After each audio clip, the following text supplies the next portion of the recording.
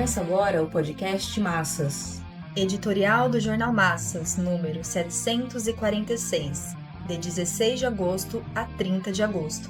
O caminho traçado por Trump para manter a hegemonia dos Estados Unidos. Resposta proletária. Edificar a frente única anti-imperialista. Em praticamente 9 meses de governo, o republicano Trump provocou grandes tremores na economia mundial e nas relações entre países. Um exemplo flagrante foi o ataque ainda em curso contra o Brasil, que é um país visceralmente ligado e subordinado aos Estados Unidos. A imposição de tarifas de até 50% às exportações brasileiras vem provocando abalos internos, que se refletem na América Latina, principalmente. A guerra comercial global se diferencia pela abrangência e pela magnitude das determinações protecionistas da burguesia norte-americana. Abre aspas. América em primeiro lugar. Fecha aspas. As medidas internas de disciplinamento dos múltiplos interesses da classe capitalista e as externas de subordinação mundial dos países a esses interesses norte-americanos caracterizam a situação de desintegração do capitalismo, de imersão dos choques entre as fronteiras nacionais e de impulso das tendências bélicas. Os Estados Unidos se utilizam de seu poderio econômico e militar alcançado após a Segunda Guerra Mundial para manter a sua hegemonia, que se tornou quase absoluta depois da desintegração da União das Repúblicas Socialistas Soviéticas, URSS. A crise de 2008 eclodiu precisamente nos Estados Unidos e expôs o seu declínio como carro-chefe da economia mundial. Ao mesmo tempo, evidenciou o significado da elevação da China ao patamar de segunda potência econômica e a primeira em produção industrial. É nesse terreno que se armou e generalizou a guerra comercial. A liquidação da URSS deixou ainda mais clara a necessidade do imperialismo de destruir as conquistas da Revolução Socialista de 1917, para penetrar e se apossar da gigantesca e pujante região da Eurásia. A manutenção da Rússia como potência regional se deparou com a ofensiva da burguesia norte-americana e europeia sobre as ex-repúblicas soviéticas. O fato da OTAN apertar o cerco à Rússia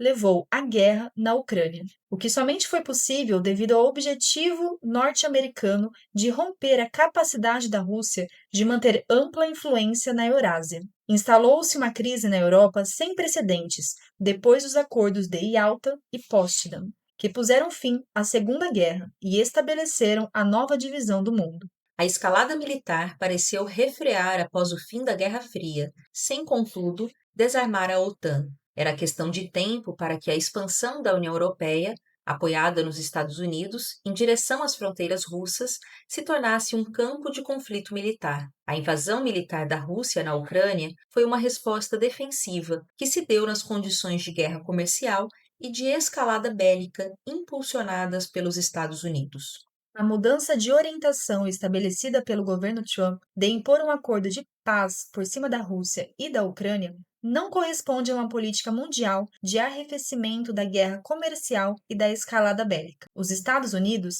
têm de se concentrar em seu objetivo de enfraquecer e interromper a ascensão da China. Sua economia deve ser colocada a serviço do capital monopolista norte-americano, europeu e japonês. Essa é a maior dimensão da crise mundial do pós-guerra. Faz parte dela o genocídio do povo palestino na faixa de Gaza. Trump deu continuidade à política de Biden para o Oriente Médio, embora o democrata usasse a intervenção militar de Israel em nome de se chegar a um Estado palestino. O republicano foi franco e direto. O território palestino deve ser inteiramente anexado por Israel. A operação de limpeza étnica entra na fase mais decisiva de ocupação total da faixa de Gaza e ofensiva colonizadora na Cisjordânia, ao mesmo tempo em que Trump se reúne com Putin para discutir um cessar-fogo na Ucrânia, alavanca a decisão de Netanyahu de levar o massacre dos palestinos às últimas consequências.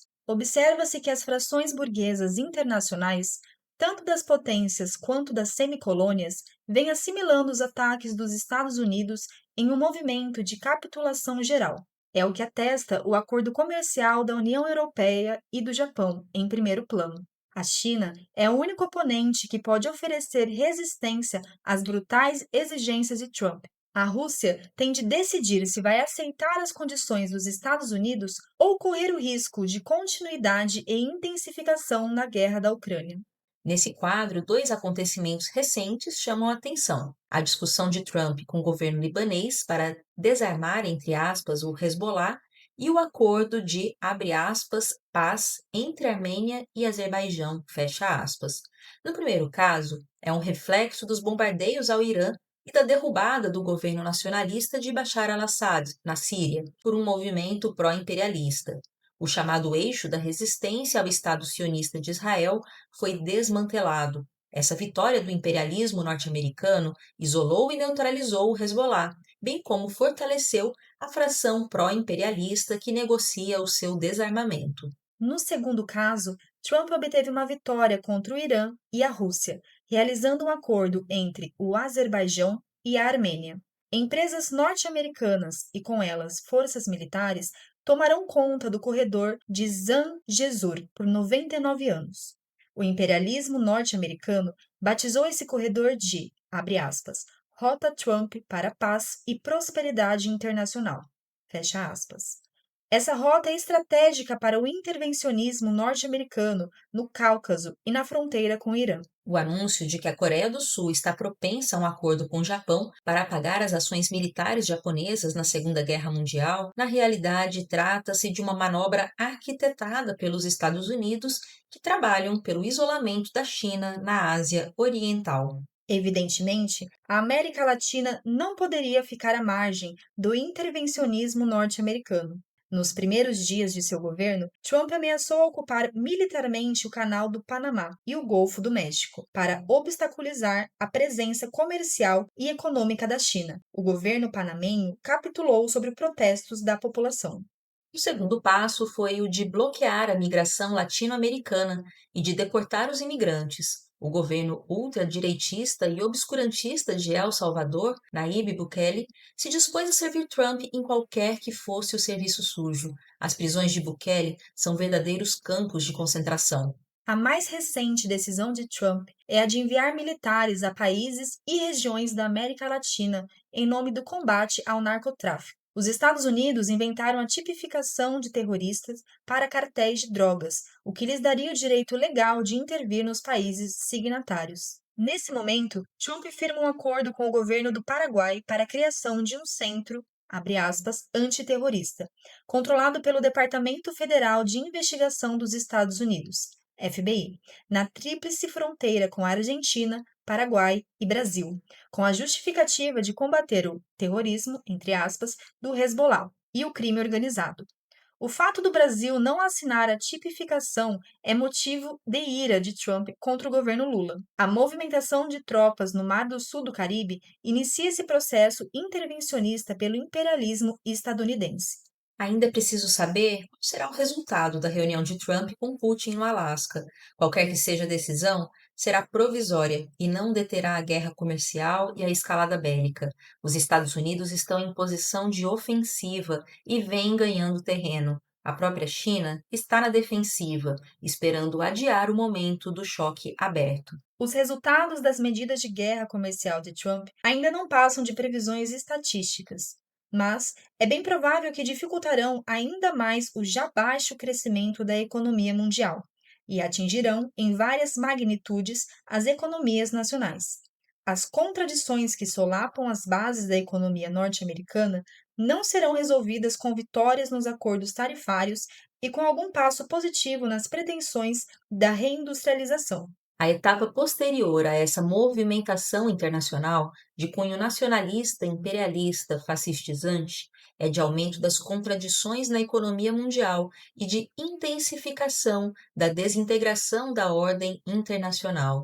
Nenhuma fração da burguesia e nenhuma organização, como a dos BRICS, tem como encabeçar um movimento de reforma progressiva do capitalismo. O capitalismo da época imperialista é de guerras, revoluções e contra-revoluções.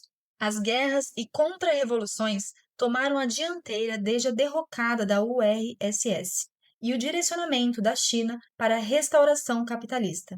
Esse processo evidenciou que o capitalismo é irreformável e que empurra a humanidade para as catástrofes e a barbárie.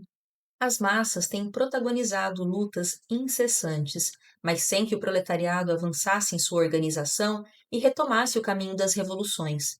É preciso elevar essa compreensão ao nível dos acontecimentos históricos que impuseram retrocessos ao movimento comunista internacional. A questão de classe está na base da decomposição do capitalismo, que caminha no sentido de ceder lugar às grandes transformações, cujas experiências se realizaram com as revoluções proletárias. No momento, o Programa de Defesa da Vida dos Explorados e das Nações Oprimidas se impõe. O combate ao imperialismo, em geral, toma forma particular no combate à dominação norte-americana. São muitas as frentes de luta contra a burguesia, seus governos e o imperialismo.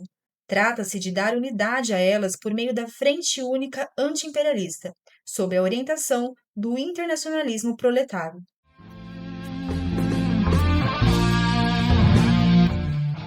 Esse podcast foi apresentado pelo Partido Operário Revolucionário, membro do Comitê de Enlace pela Reconstrução da Quarta Internacional.